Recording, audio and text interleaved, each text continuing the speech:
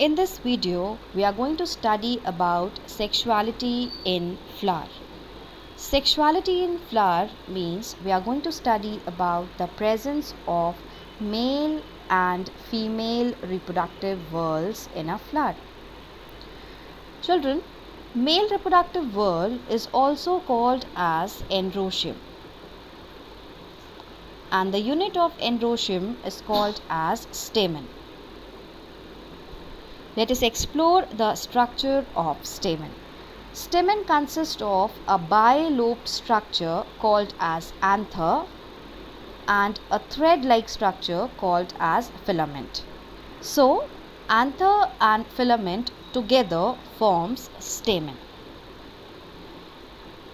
Now, female reproductive whorl. Female reproductive whorl is also called as gynoecium. The unit of gynoecium is called as pistil or carpel. Now let's explore the structure of pistil. Pistil has three parts. The top part is called as stigma. This provides a landing surface for the pollen grains. This thin structure is called as style, and the basal swollen portion is called as ovary. So this is a pistil or a carpel. Now children, we are going to classify the flowers on the basis of the presence or absence of both the reproductive whorls. It can be classified as bisexual or hermaphrodite, then unisexual, and then neuter. Let's start with bisexual or hermaphrodite. A flower which contains both stamens and carpels is called as a bisexual or hermaphrodite. Now what do you mean by this? एक ऐसा flower जिसमें दोनों mail और female reproductive whorl present होते हैं उसको हम कहते हैं बाइसेक्सुअल और hermaphrodite. Hibiscus is a bisexual flower. In Hindi, we call this flower as gudhal. Children, this is the picture of hibiscus. Here you can see this top portion. This top portion is the stigma, and then this is the style, and this style is present inside this tube. So female reproductive whorl is present in this flower. Along with that, you can see these yellow portion. This yellow part is the anther lobe, and these fine thread-like structures are the filament. This means that male reproductive whorl is also present in this flower.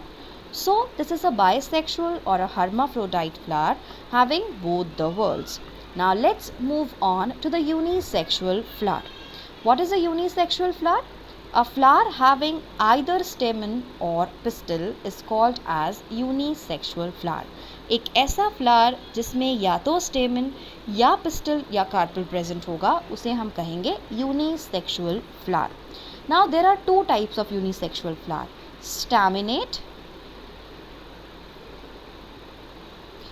and pistillate. So you can identify and realize that what type of flower these are. If we are talking about staminate flower, then this is a unisexual flower in which only stamens or male whorl is present. Children, this is a staminate flower of cucurbita. Let's move on to the pistillate flower. A unisexual flower having only pistil is called as a pistillate flower. This is a pistillate flower. This is also a cucurbita flower.